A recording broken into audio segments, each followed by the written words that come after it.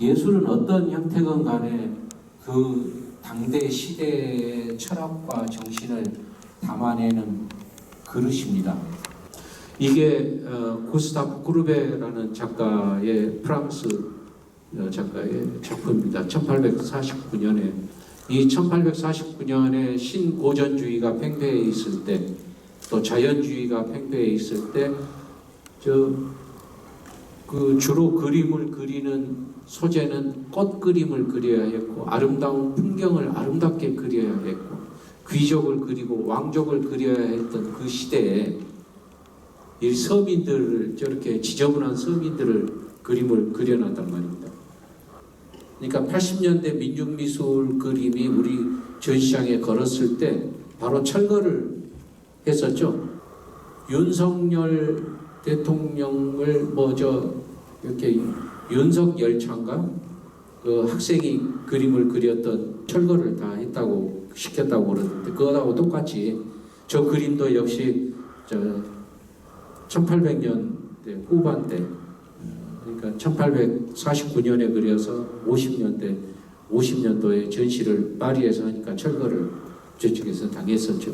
그러나 그때는 철거 당하고 천대를 받았으나 지금은 대단히 훌륭한 그림으로 우리는 존중을 합니다.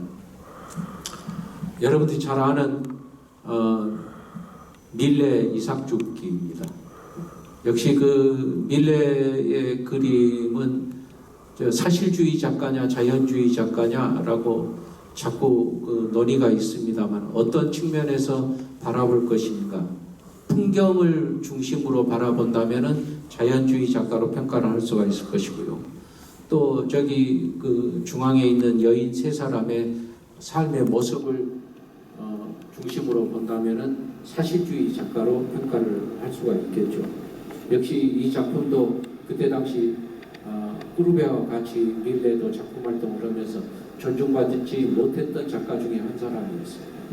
역시 이 꾸르베와 같이 활동했던 좀 후배됩니다만은 도미에라는 파나 작가입니다. 이 작가는 파나마 제작을 하는데 애칭, 이게 동판이죠. 이 동판으로 제작된 3등 열차의 내부 풍경인데요. 젖을 물리고 있는 아주머니, 그 다음에 할머니, 뒤에 남성들이. 사회주의 리얼리즘은 아까 조금 전에 프랑스 꾸르베를 중심으로 한 그러한 예술 활동들이 전개가 되어 오다가 볼셰비키 혁명이 있었던 1917년도에 10월 혁명과 함께 선전 매체 예술 운동으로 채택이 됩니다. 노동자가 가차 들고 포스터 그림을 그리게 되고, 북한도 역시 마찬가지입니다. 선전 매체 운동으로 활용이 되죠. 이 러시아에서 국법군대 화가인데요, 일리아 레핀이라는 분입니다. 볼셰비키 혁명 때, 1차 혁명 때 집을 혁명군으로 이제 참전을 했다가 끝나고 다시 돌아왔는데, 여기 큰 딸은 아빠를 알아보는데 저기 뒤에 있는 막내딸은 아빠를 모르고 저 사람 누구지? 하고 눈이 땡을 해가지고 쳐다보는 저 순간 포착을 딱 잡은 것이죠. 루신의 제자들이 만든 목파나 작품들입니다. 이때 만든 목파나 작품들이 민중교육용으로 목파나를 만들어서 잉크로 찍어서 그 다음날 민중들한테 돌리고, 구호도 거기에 그 작품 앞에 같이 구호도 써서 목파나 제작을 하고 그랬었죠. 이 프리다 칼로와 디에고 리베라는 멕시코의 보물로 지정이 되어 있습니다. 그 영화 한 장면을 이제 커트로 사진 찍어서 이렇게 넣어놓은 것입니다. 프리다 칼로가 자신을 저렇게 그리는 이었었죠. 1980년이 있기 전에 79년도에 12.12 사태도 있었고 그것도 있었고 그랬죠. 그 전후해서 우리 한국의 의식 있는 지식인들은 문해 활동들을 많이 해왔었죠. 그때 전후하면서 이 우리나라의 그 진보적 그 경향에 크게 두 가지 지식인들이 이제 경향이 나누게 됩니다. 하나는 NL과 PD라는 경우인데, NL은 National Liberation, 또 PD는 People's Democracy, 이 두 가지인데요. NL의 경우는 민족해방, 민족독립. 여기는 우리 사회가 바로 계급 때문에 이런 1979년, 80년대 쭉 이어오면서 계급 때문에 이런 사회 삶을 우리가 살고 있다라고 보는 관점이고, PD는 우리 민족의 분단 때문에 이런 우리 삶이 지금까지 이어져 오고 있다라고 보는 경우입니다. 그래서 NL은 우리 북한과 남한 서로 우리 민족끼리 자주적으로 협력해 가면서 이 과제를 우리 민족이 갖고 있는 과제를 극복을 해내자 하는 경향이고요. PD는 우리 민족끼리 갖고 있긴 하되 민족뿐만 아니라 필요하다면 외세의 힘도 빌리자. 특히 중국의 경제적 교류를 통해서 이익을 취하면서 우리가 중국의 도움도 받자 하는 경우죠.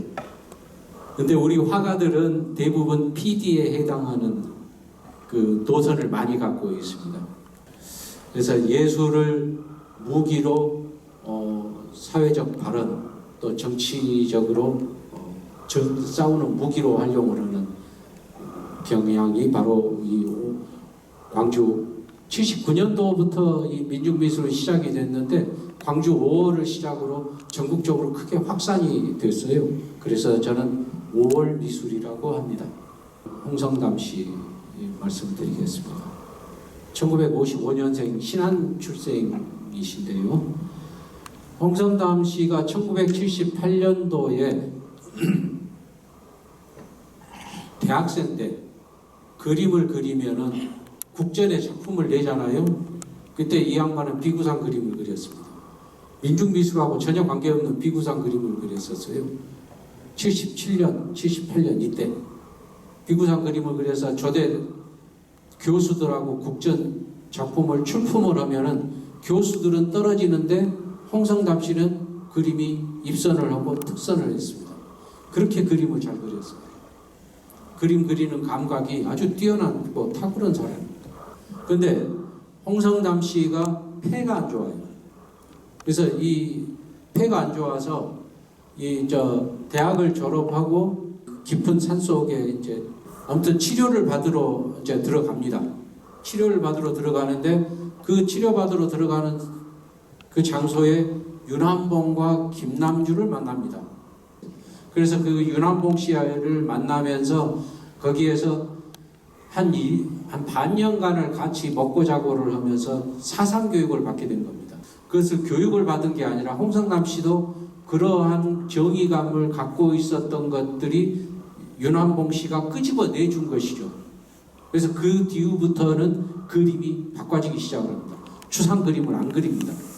그러면서 바로 80년 9월 달에 광주 미술 자유인 협회를 구성을 합니다. 젊은 후배들하고 같이요. 여기에서 목판 중국 노신의 제자들이 목판을 많이 만들었었는데 그 목판 만든 화집이 우리나라에 들어오게 됩니다. 그래서 복사를 해서 나눠서 보면서 그 화집하고 똑같은 목판을 제작을 하기 시작을 하면서 대중들 교육사업에 나섭니다. 그러니까 화실에서 어두운 화실에서 후배들하고 같이 한쪽에서는 목판을 그리고 파고 또 한쪽에서는 프랑카드의 그림을 그려서 또 그 다음날 집회 장소에 내걸어야 돼요. 또 그리고 새벽에 사람 없을 때, 경찰 없고 군인 없을 때 옆에 그 배낭에다 스프레이 집어 넣어가지고 거리에 골목에 다니면서 스프레이로 전두환 타도오자 스프레이 쓰고 도망가고 그런 일을 해왔었죠. 5.18 선전대 요원으로 현장 기술을 주도를 하게 됩니다. 9월 달에 그 민중미술 자유인미술협회를 주도적으로 구성을 하게 되고요. 서울에서는 서울대학교 동문들을 중심으로 한 현실과 발언이 11월 달에 출범을 합니다. 그러니까 광주에서 출범하는 것을 보고 서울에서도 출범을 시키고 수원에서는 포인트라는 젊은 작가들이 12월 달에 출범을 하게 됩니다. 그러니까 전국에서 가장 5월 미술을 집단적으로 일으킨 데가 서울보다도 광주가 더 앞서가고 있습니다. 돌아가신 오윤 선생, 이 오윤 씨를 중심으로 해서 1979년도에 현실과 발언이 서울에서 결성이 되죠. 그래서 오윤 씨의 경우는 천재적인 그 미술 조형 감각을 갖추고 계신 분인데, 이분이 김지아 씨한테 영향을 많이 받습니다. 친누나가 김지아 씨하고 학교 동기예요. 그래서 그 김지아 씨가 누나를 통해서 김지아 씨를 만나게 되는데, 이분이 김지아 씨한테 많은 것을 이제 전수받게 됩니다. 그래서 작품에 제작하는데 이 얘기도 많이 하게 되고, 예술론을 얘기하고 사회적 상황도 얘기를 하게 되고요. 네, 그래서 김지아 씨의 그때 생명운동, 생명사상에 대한 강의를 많이 듣게 됩니다. 1986년도에 폐암으로 돌아가시게 되는데, 부산에서 마지막 전시를 하게 되고, 그 전시를 끝으로 이제 돌아가시게 되죠. 그 이후에 전국 각 대학에서는 뭐 제주도부터 시작을 해서 저기 강원도에 이르기까지 젊은 미술인들이 이제 단체들이 구성을 해서 그때 당시 사회 상황에 앞장서서 작품 발표를 하게 되고, 또 경찰들에게 쫓기고, 또 작품 발표를 하면 철거당하고 작품 뺏기고, 이런 사례들이 많이 발생했고, 80년에 광주 민주화운동이 있었고, 87년도에 60만세 운동이 있었죠. 촛불혁명이 있었고요. 이러면서 그 80년도에 있었던 민주화운동의 정치적 이슈들이 87년도에 와서는 이제 사회, 생명, 환경, 노동 이런 개인적 활동으로 작품 겨냥이 확산이 되거든요.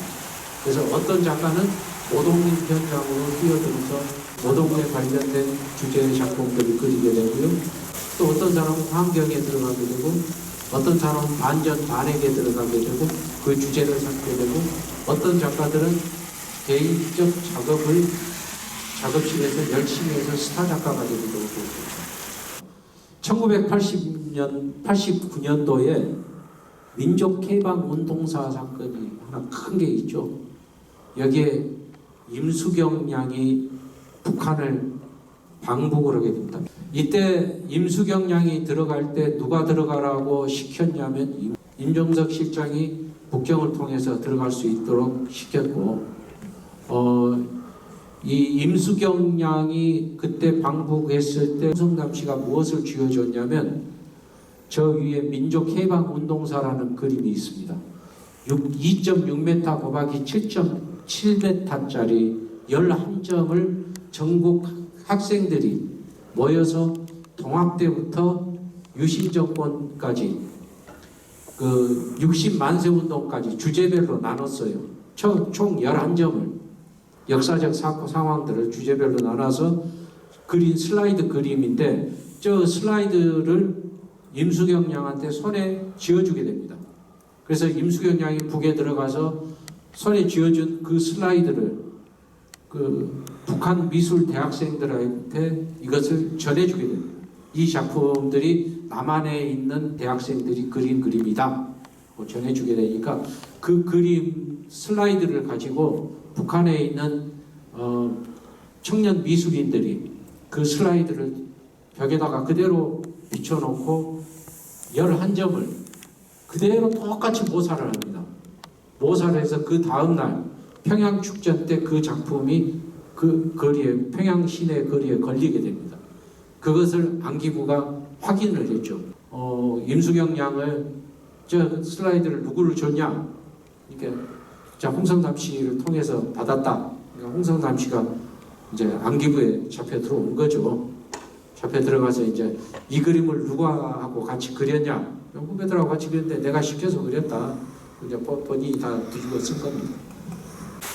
홍성남 씨 고문이 얼마나 힘들고 가혹한 고문이었던가. 물에다가 물고문을 욕조에다 집어넣으니까 이제 마음이 편해지더래요.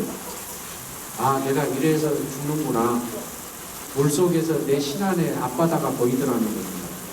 홍성담 씨가 너무 힘들어서 자기 재판을 하는데 면회 오는 변호사를 통해서 담배값 있죠? 담배 옛날 은박지 담배값 있는데 그 은박지에다가 고문했던 고문관 두 사람을 크로키로 그렸어요. 초상. 그때 고문관이 안 누구였는데 한 사람은 그래가지고 그 다음날 한겨레 신문에 크게 났습니다. 두 사람 초상화가 홍성담 씨 화가 홍성담 씨를 고문한 고문관 두 사람이 이 민중미술을 했던 분들이 이 거리에서 광장에서 많은 사람들이 데모를 할 때 그 그림을 그리고 또 하나로 찍어서 대중으로 개몽시키고 또 그 거리에다가 스프레이로 글 쓰고 아스팔트 위에다가 스프레이로 글 쓰고 도망다니면서 우리 민중들을 교육시켰던 그런 일에 적극적으로 헌신했던 분들이 바로 올 민중미술을 했던 분들입니다. 5월 미술, 한국 민중미술의 성과가 첫째는 목파나라는 장르를 새로 일으켜 세웠다. 목파나. 고려시대 때 팔만대장경을 만들었던 그 목파나의 실력을 다시 끄집어냈다. 우리 선조들의 그런 문화유산을. 두 번째, 걸개그림. 고려시대 때 불교 행사를 하게 되면 불상을 천에다가 크게 그려가지고 야외에서 그 천을 세워가지고 불교 행사를 했었죠. 그게 바로 걸개그림이었는데 80년대 이 걸개그림이라는 용어를 만들었죠. 그 다음에 민중미술이라는 용어를 만들게 됐습니다. 그리고 44년이라는 시간 동안 이 민중미술의 예술 한 가지의 사조는 지금까지 이어오고 있죠. 외국에서 한국 민중미술 사조에 대해서 대단히 관심을 많이 갖고 있습니다. 예술 사조는 5년을 넘기지가 않았어요. 유럽에서도. 우리나라는 유독 현대미술 계열에서는 많은 사조들이 나왔습니다. 아까 말씀드렸듯이 하이퍼 리얼리즘, 포토 리얼리즘, 또 개념예술, 또 이런저런 사조들이 많이 나왔습니다만 민중미술은 주제만 정치, 사회, 노동, 환경, 생명, 평화 이런 주제만 많아졌지 민중미술은 지금도 진행이 되고 있습니다. 뭐 때문일까요? 왜 민중미술이 지금도 진행이 되고 있을까요? 나라가 평화롭지가 않아서 그렇습니다. 평화로우면 민중미술은 없어질 겁니다. 허락해도 안 하죠. 이 민중미술을 하는 작가들이 꽃그림 못 그리고 이쁜 인물하게 못 그려서 안 팔리면 시커먼 그림 그리겠습니다. 이 사람들 정의감 때문에 그리는 거죠. 목숨을 내걸고 그립니다. 자, 우리 민중미술 했던 작가들 몇 사람을 여기 전체는 다 못 봅니다만 불러보도록 하겠습니다. 아까 조금 전에 얘기했던 오윤 선생의 목판 작업 2점입니다. 그리고 저 위에는 걸개 그림입니다만은 통일대원동 높이가 3m 49, 폭은 138cm 천 위에다가 그린 그림인데 이 위에 칼로레라는 판화 작품이 있죠. 목판으로 잉크로 찍어가지고 수채화 물감으로 빨간색으로 이렇게 칠해놓은 작품입니다. 86년도 부산에서 판화전을 마지막으로 개최할 때 저 작품 하나가 3,000원이었다고 합니다. 그때 오윤 선생이 폐로 인해서 병원에서 입원해 있으면서 부산에 전시는 본인이 가보지도 못했습니다. 이목상 선생 그림입니다. 이분도 역시 서울대 미술과를 졸업하신 분인데 그 보리밭에 정면을 응시하고 있는 농부의 분노찬 눈매가 아주 강하죠. 색상도 이 보라색, 파란색 계열 옆에 붉은색과 대비가 되는 이 녹색 계열을 깔아서 아주 강한 이미지를 전해주고 있습니다. 김정은 선생의 그림입니다. 이 김정은 선생의 이 그림은 제1회 비엔날레 때 출품했던 그림이에요. 저 그림에 그 나무가 있습니다만, 저 나무는 지금 구도청 아시아문화전당 ACC 앞에 나무가 몇 그루가 있죠. 지금 도청 앞에 나무 몇 그루 있는데 그 나무예요. 그 나무가 80년 5월 달에 저렇게 푸르른 나무가 군인들이 데모를 진압하고 저렇게 뛰어다녔었는데, 그 이후에 시간이 많이 가서 이제 낙엽이 지는 저 나무는 똑같은 나무인데 기억을 하고 있는 것이죠. 80년 5월 달에 군인들을 기억을 하고 있는 것입니다. 저 나무가. 홍성담 작품입니다. 저 위에 작품은 여러분 잘 아시죠? 뭐 여기저기 많이 대동세상이라는 작품인데 80년 5월에 뭐 상징처럼 들어서는 작품입니다. 저 작품이 출소 이후에 본인이 물고문을 당했던 작품입니다. 저렇게 끌려가서 저렇게 수조 속에 들어가는데 신안 앞바다가 보인다는 것이죠. 그리고 세월 5.15 때 2014년도에 광주 비엔날레 특별전에 저 작품을 내면서 말도 못하게 시끄러웠죠. 온 세상을 시끄럽게 만들었던 작품이 바로 세월 5.15입니다. 근데 제가 크게 반성을 하고 있어요. 저 작품을 제작을 할 때 제가 광주 시립미술관 학예관으로 저 전시 담당 큐레이터였는데 몇 사람하고 같이 큐레이터였습니다. 근데 제가 이 자리에서 다시 한번 고백을 하고 깊이 반성을 하겠습니다. 우리 시장님이 저한테 전화해서 저 작품 걸어서 안 됩니다, 안 된다고 저한테 강조를 한 2번 했어요. 그래서 저는 저 작품을 제가 반대해서 못 걸었습니다. 그 큐레이터가 저 말고도 4사람이 더 있었는데 그 미술관 제가 수장고에다가 저 작품 집어넣어 놓고 키는 내 호주머니에 넣어놓고 저 작품 못 건다고 얘기를 해서 못 걸게 됐습니다. 결국은. 근데 사실은 걸었어야죠. 제가 공무원 아니라 공무원 할아버지여도 광주 사람이고 또 광주 정신을 갖고 있는 사람이라면 걸었어야 합니다. 그것이 광주 정신이었는데 제가 생각이 좀 짧았다는 생각이 듭니다. 지금도 그 생각하면은 마음이 좀 아른거려요. 걸었어야 했는데 제가 그때 걸었으면은 아마 징계도 받고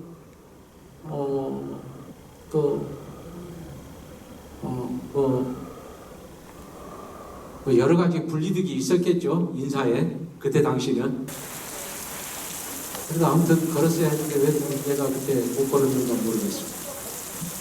강여배라는 분이 서울대 미대 졸업하신 분, 오윤 선생하고 동창이시죠. 그분이 제주 4.3을 주제로 해서 작품을 쭉 제작하신 분입니다. 아주 거칠게 작품 제작하신 분인데 이번 작품도 작품값이 비쌉니다. 그러니까 그 민중미술 1세대 작가들 홍성담, 오윤, 강여배, 지금 여기에 나오시는 분들, 이분들은 다 스타 작가예요. 우리 강영균 선생의 작품입니다. 1981년도에 그렸던 하늘과 땅 사이. 강영균 선생이 이때 당시 주로 많이 그렸던 정물화를 많이 그렸었죠. 또 누드도 많이 그리고 81년도에는 그랬었는데 그때 딱 이 작품 81년도에 그리고 하늘과 땅 사이 연작을 3점을 하게 됩니다. 신학철 선생의 모내기 작품입니다. 87년도에 인사동에서 전시를 하고 경찰에 뺏겼어요. 이 작품 압수당했습니다. 군인들 여기 보니까 뭐 밑에 보면은 뭐 저 전쟁 장비들, 포탄, 탱크들을 농부들이 다 쓸어내고 저 백두산 있고 그러는데 뭐 농부들이 지금 재밌게 놀고 있는 그 신학철 선생이 전에 한번 몇 년 전에 한 10여 년 전이죠. 물어봤더니 아마 저 그림이 자기가 한번 봤대요. 어디서 봤어? 그랬더니 종로경찰서에 지하 캐비넷 안에 그 서리봉투 안에가 접어져요. 꾸깃꾸깃하게 접어져가지고 보관되어 있는 걸 한번 봤대요. 근데 그 뒤로 다시 그 작품 반환을 요청을 하니까 경찰서에서 소각하고 없어졌다 하고 얘기를 하더라는 겁니다. 근데 지금도 있을 것이다. 근데 못 내놓는다. 내놓게 되면은 그 작품 보관 상태에 대한 문제점을 가지고 배상 요구를 하게 되면은 그 경찰서가 꼼짝없이 배상을 해줘야 되니까 아예 소각했다고 안 내놓게 될 것이다. 그렇게 알고 있다. 그 얘기를. 이 작품은 결국은 작품은 없고 사진만 있는 것이죠. 황재영이라는 분입니다. 보성 사람이죠. 보성 사람인데 이 양반은 경희대학교를 졸업하고 경희대학교 전신인 산업원예대를 서양학과를 졸업하고 그 강원도 태백으로 들어가서 탐부로 그림을 그려야 하는데 뭐 직업이 있어야 그림을 그리니까 일단은 태백에 들어가서 탐부로 활동을 하면서 막장에서 석탄을 캐면서 먹고 살았어요. 그러면서 그림을 그렸던 사람입니다. 저 위에 있는 그 어떤 광부, 진폐증에 걸린 광부의 모습입니다. 저 작품 앞에서 보고 저도 옛날 우리 할아버지도 생각나고 그래가지고 마음이 울컥했었는데 저 작품 앞에서 관람객들이 눈물을 흘리는 사람들을 몇 사람 제가 확인을 했어요. 저것이 사실주의 리얼리즘 작품이죠. 내 친아버지 같고 내 부모 같고 내 형제같이 저렇게 따뜻하면서도 감동적으로 그려지니까 눈물이 나잖아요. 그것이 이 리얼리즘 미술의 서정성이 바로 저런 그림 아닌가 하는 생각이 듭니다. 구본주라는 제 후배 작가인데 참 아까운 친구입니다. 경기도에서 작업을 하는 친구인데요. 여기가 광주 시립미술관에 지금 전시하고 있는 전시 광경입니다. 저 작품은 부조로 제작된 작품인데 합판 두께가 한 10cm 정도 될까요? 10cm도 못 될 겁니다. 한 5cm 정도 되는 합판에 부조로 이렇게 조각을 해서 칼라링을 칠해 놓은 것이고 벽에다가 이렇게 세워가지고 쫓기고 있는 사람을 그대로 조각한 작품인데 저 작품을 설치를 해놓고 전시 오픈하는 날 제가 광주 그 전날 전화를 했어요. 광주 오픈이 오후 3시니까 한 2시까지 도착을 해라. 전화를 하니까 알았습니다 하고 전화를 끊었는데 오픈하는 날 미술관에 도착을 안 해요. 그래서 전화를 해보니까 전화도 안 받아요. 그래서 구본주 친구한테 통해서 와이프한테 전화하니까 이 친구가 고속도로에서 오다가 차를 운전하고 차를 갖고 오다가 교통사고로 현장에서 죽었어요. 그래가지고 내가 죽였나 하는 생각도 들고 참 아까운 친구인데 좋은 조각가인데 그래서 2003년도에 이 전시를 했습니다만 2003년도에 돌아가셨죠. 최병수 씨는 여수 작가인데요. 작가가 아니라 원래 목수였습니다. 목수 일을 하려고 이 서울에 가서 연세대학에서 목수 일을 하고 있다가 학생들이 큰 천을 운동장에다 펴놓고 한열이 저 그림이요. 한열이가 죽고 나서 저 그림을 데모를 하기 위해서 걸개 그림을 그리는데 하도 답답하게 그리더라는 거예요. 그래서 점심시간 다 되고 그래서 나와서 이제 하도 옆에서 구경하다가 제가 한번 해볼까요? 그러니까 그림 그리십니까? 그림이야 그리죠. 그렇게 그럼 그려보세요. 그리고 이제 학생들이 맡겼어요.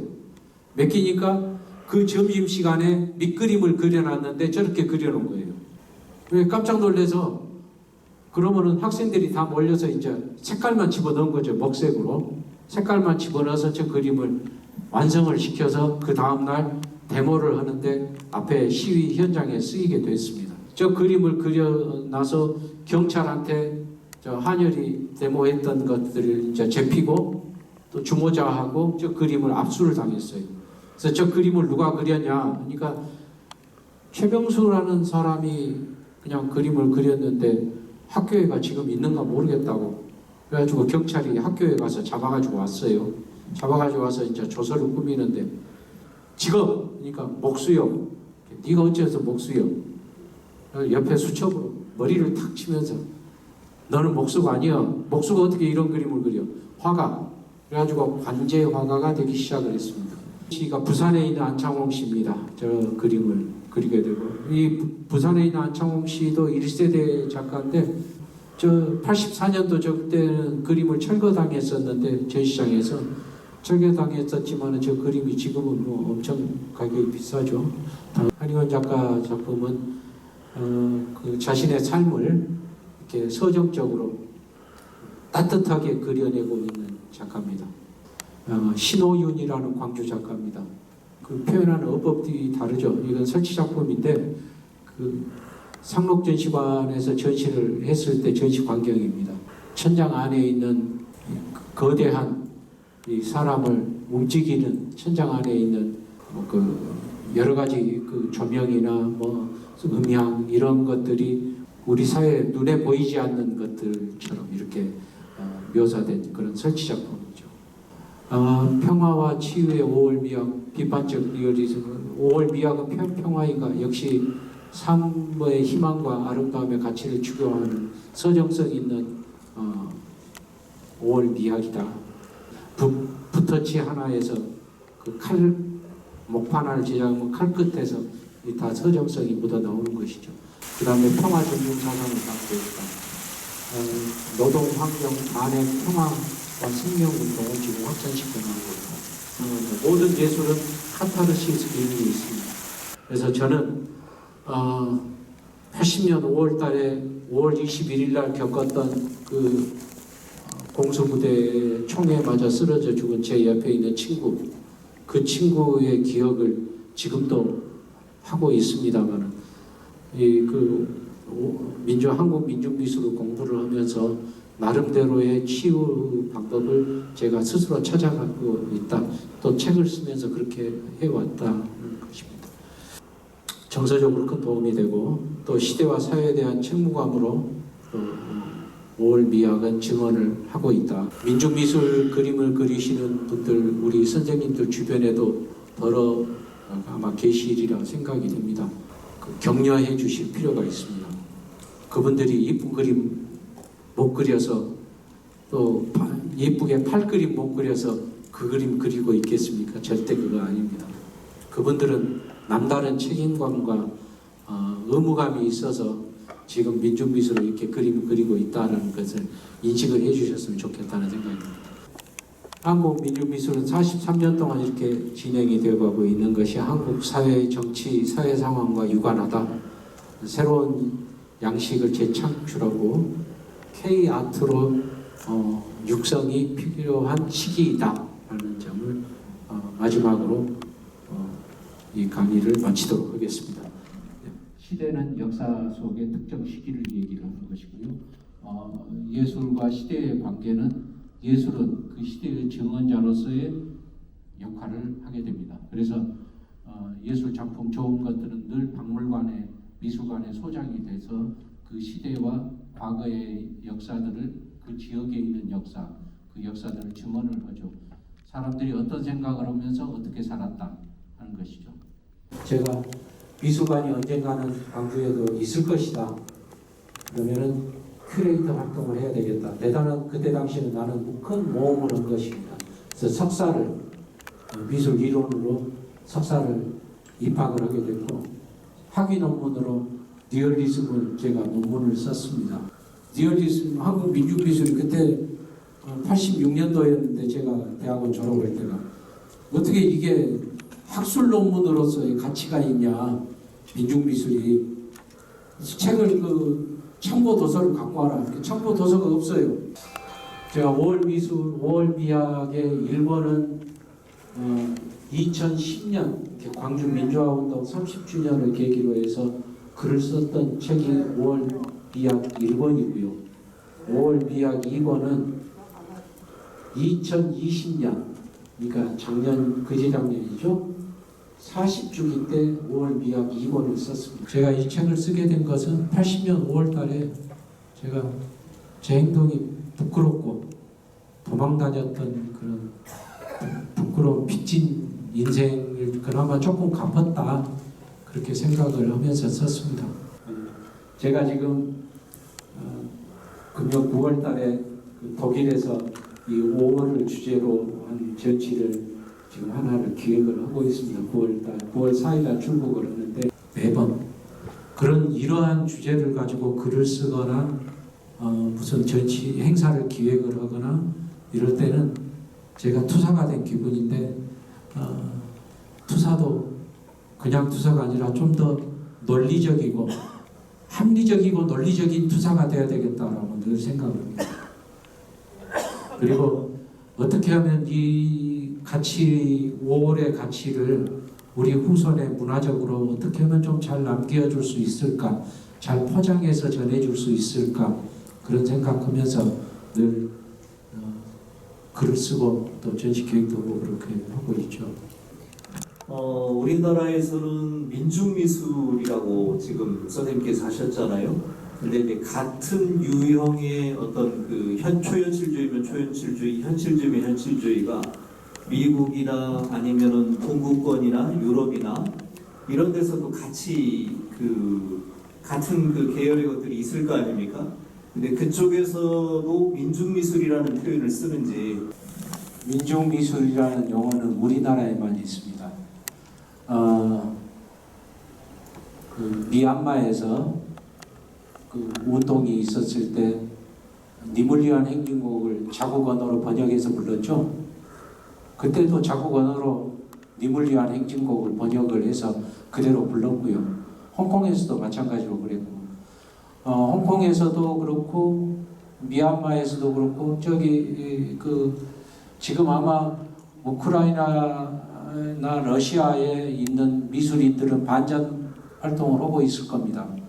우리가 지금 접할 수는 없는데 꼭 그런 일이 있으면 미술계에서는 반전 평화운동을 하게 되거든요. 아마 하고 있을 것이라고 생각을 하는데 그것을 민중미술이라고는 하지는 않을 것이라고 생각이 들고요. 자국 언어로 리얼리즘 미술운동을 한다라고 생각을 하겠죠. 리얼리즘 미술운동 또는 반전운동, 이렇게 얘기를 하고 있으라고 생각이 됩니다.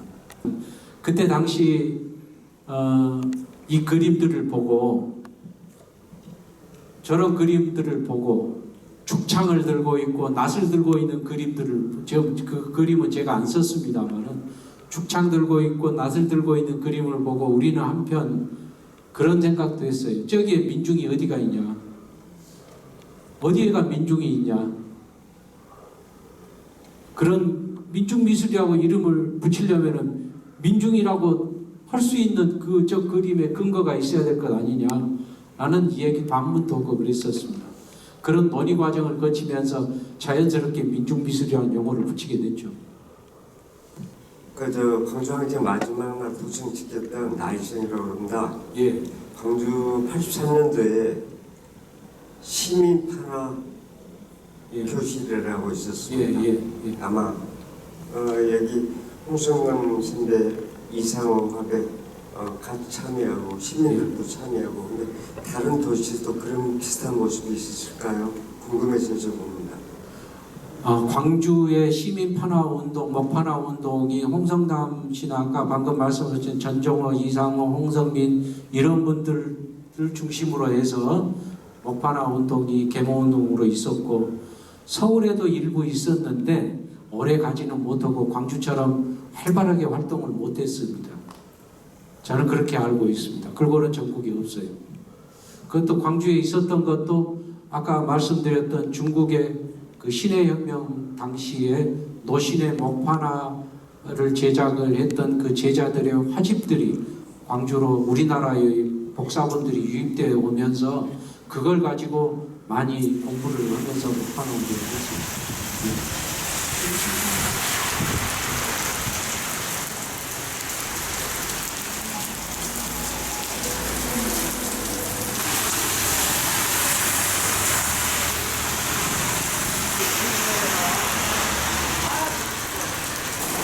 그